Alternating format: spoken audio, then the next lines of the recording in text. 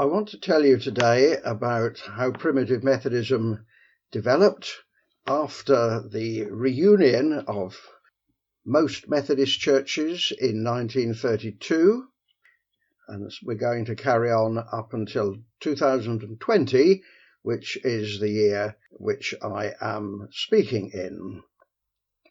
You will see on the slide on the left a picture of Mount Cop, which is regarded as the place where the movement began.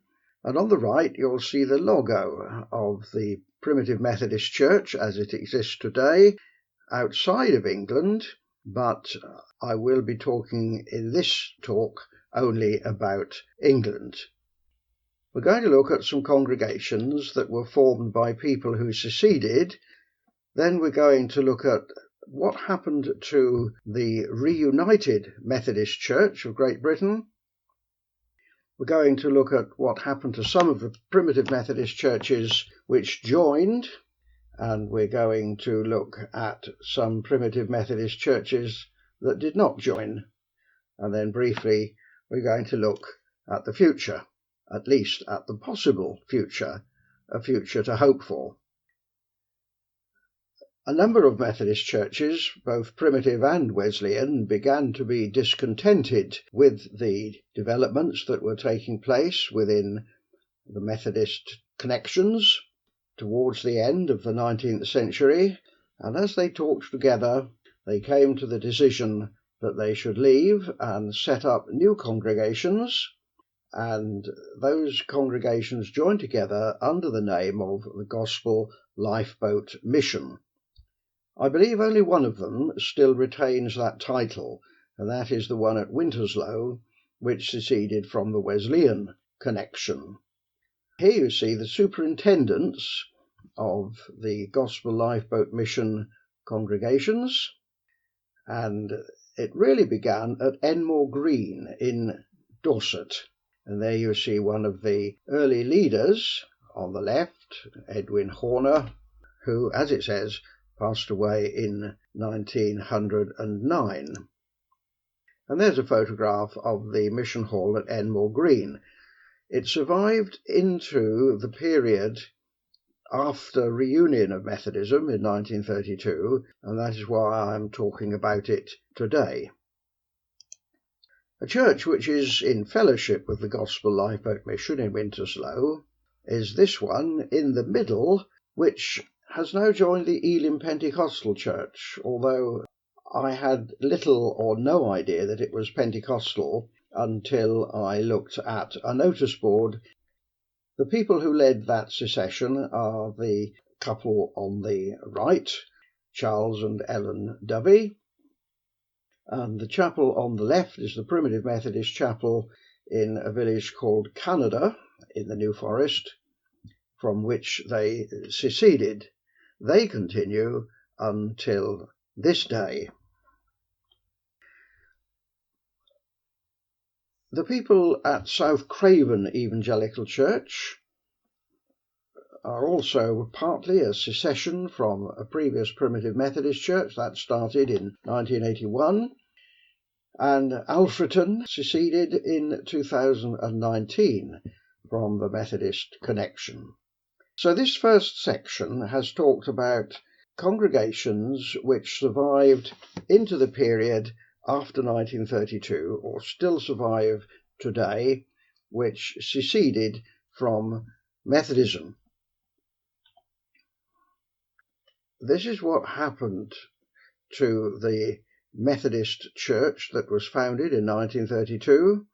They pursued calamitous policies doctrinally, and in my opinion in other ways, and you can see what happened to their membership.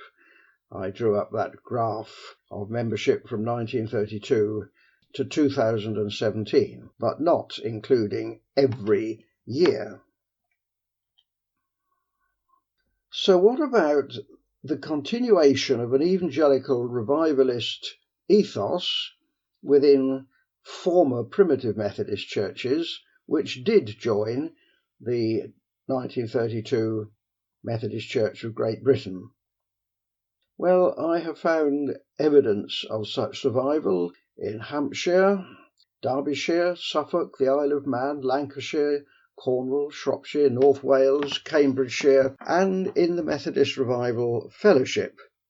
I can only tell you a little bit about some of those, but I have published information if you want more, and I will tell you about that at the end of the talk. So in Northern Hampshire, you see 4 chapels there: Wootton St Lawrence, Oakley, Charter Alley and Berkeley. And I met elderly people in the 1960s who were probably born around 1880, 1890, that sort of time. And they had been loyal in these chapels. And as I spoke with them about what Primitive Methodism had been like, and they told me of their desire that that spirit and ethos and belief should continue, what came into my heart was Ruth chapter 1, verse 16, "Your people shall be my people, and your God my God." The Bourne Valley is near Andover, and there was quite a movement of God's Spirit there in the middle of the 20th century. All the chapels were ex-primitive except one which had been Wesleyan, and here you see a photograph taken outside of the chapel at Littledown. Peter Hooks was the pastor in the 1950s, and he wrote, "We organised special evangelistic efforts and campaigns. Evangelists from Cliff College and other denominations came, and the young people made commitments. We met with the young people on Monday and Sunday evenings each week. This Monday evening group grew gradually. These young teenagers who had just started work, who had no previous involvement in the church, came and asked questions, started to pray aloud, and were converted." Now, when Peter Hooks and I were in contact, he was by then in his 90s, and he remembered what happened in those far-off days. The Meon Valley, also in Hampshire, had a circuit called the Droxford Circuit. All the chapels were ex-primitive except one which was United Methodist. Each year a week-long convention was held with the emphasis on scriptural holiness, and Shirrell Heath Chapel, that was the head of the circuit, was almost full at all meetings. In fact, the Shirrell Heath Church itself was so strong that often the chapel was not large enough for the normal congregation, let alone special occasions. There was a young people's fellowship and a vigorous youth work, with the after-service young people's fellowship numbering about 30. Most of the young people had already committed their lives to Christ, and a feature of their meetings was the testimony spot. Now, that information relates to the 1960s, and you can read more about it in a book I shall tell you about shortly. Lancashire, the Banks and Hesketh Bank Circuit, all former primitive. In 1961, Eddie Brewer was invited to take the Sunday school anniversary at the head of the circuit. There were 3 services, but no spiritual breakthrough till the evening, when one young man was converted. In the next few months, many other people were converted, including all the leaders of the youth club. As a consequence, the mainly recreational youth club was replaced with a meeting for Bible study, prayer, and testimony. In this way, God prepared the ground for a mini revival in which children, teenagers, and whole families were converted. Other missions were held in 1962 to 64, and again many people were brought to faith.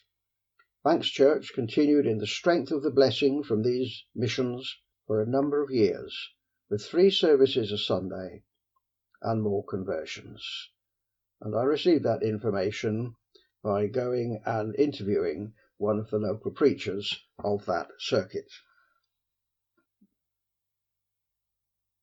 I was once engaged with the Cambridge University Methodist Society, or perhaps another group of students, to preach at Over. That was a Primitive Methodist chapel in the past, but when I got there, there was already somebody else in the pulpit. There had somehow been a double booking. So after the service, I suggested we have a time of hymn singing, and of course I would also have given a few words of testimony or exhortation, spiritual thoughts during the singing. And after the event I wrote this. I remember one old lady of about 80 in tears afterwards. So thrilled with the time we had, she was keen that we should go back, though we never did. Once I did set foot in that chapel again, at a Methodist Revival Fellowship meeting. The old lady whom I mentioned would have been born around 1880. Her ready response to our style of speaking and believing, and the fact of a Revival Fellowship meeting, all point to a lingering survival of the ethos and outlook of an earlier Primitive Methodism. But by the 1970s, awareness of Primitive Methodist identity was fading. That's at Bukeley in Cheshire. And a preacher whom I've only identified by initials used to preach there in the 1960s, and he told me that while they were generally proud of their Primitive Methodist heritage, its evangelistic spirit was very much in the past. And that chapel was sold in 2016, and as I speak, it's being converted into a dwelling. I'm going to tell you now about some congregations which did not join in 1932. The first I will mention is Hull. Here you see the original chapel building on the left. It was actually an Anglican building which they were able to rent and then to buy. And on the right you see how it has been renovated and is in use today. In Redbourne Street, Hull, and one of the early members was Robert Brabbs, and he wrote this: "We were a big church at the beginning, huge congregations, class meeting up to 70, where men and women told of their love for the Saviour. A few of us have heard people like Jimmy Key, a brand plucked from the burning, always finished his testimony, blessed assurance. It was strong stuff. It was deep personal conviction. It was of God himself, and sometimes as the Spirit of God descended, as mighty men prayed, you had to be strong yourself, otherwise you finished up with tears in your eyes as you looked on men and women who, in their own words, were saved mightily by the grace of God." So that was the spirit in some Primitive Methodist congregations which decided not to go into 1932, the reunion. There is a photograph which I took of the inside of their chapel today, the same chapel that you saw the outside of just now. Another of the congregations was at Patrington. I should say, is at Patrington. On the left is the building they lost when the Methodist authorities decided to unite with the different streams of Methodism. On the right, you see the new chapel which they built and an early congregation standing outside, and that chapel is still in use today in Patrington. And then in Driffield, the old Primitive Methodist chapel you see on the left. It's now a large store or shop, I believe, for carpets. On the right you see the new chapel which they were able to purchase, and that is where they meet today, and that is where I worship when I go over to Yorkshire to visit my son. Loudham in Nottinghamshire, Independent Primitive Methodist Chapel, there you see it on the left, and on the right you see the inside as it is today. They seceded from the Primitive Methodist connection in the 19th century, and they never went into the 1932 reunited Methodist Church, and they continue to this day. On the left you see the chapel as it was, and on the right you see a plaque which is at the back of the chapel, so the preacher standing in the pulpit sees that exhortation, preach the gospel, and their pulpit is still Evangelical under the minister whom they have at the moment. You also see their website address if you wish to find out more about them. Loudham is in Nottinghamshire. Now, I told you that there is a book which you can purchase from me. I believe the publisher has sold out of the copies which he had, but I have a few left, so you may contact me if you wish and acquire one. The book looks at primitive Methodist survival in Britain, as I have told you about, but in much, much more detail, and it also looks at primitive Methodism abroad, and there on the right you see a congregation in Central America. Is there a future for primitive Methodism, or at least for the beliefs and ethos of primitive Methodism? I believe there is. And I've spelt it also with a small p, which is how John Wesley used the phrase primitive Methodism, meaning the early or original style of Methodism and ministry of Methodism. Job chapter 14. For there is hope for a tree, if it be cut down, that it will sprout again, and that its shoots will not cease, though its roots grow old in the earth, and its stump die in the ground, yet at the sound of water it will bud and put forth branches like a young plant. And that tree, which I took a photograph of, which has obviously been cut down and then has other branches coming out from its cut down trunk, that tree is not very far from the closed down chapel at Buckley, which I showed you a photograph of just now. If you'd like more information, here is a website which you can click onto and read and listen. God bless you.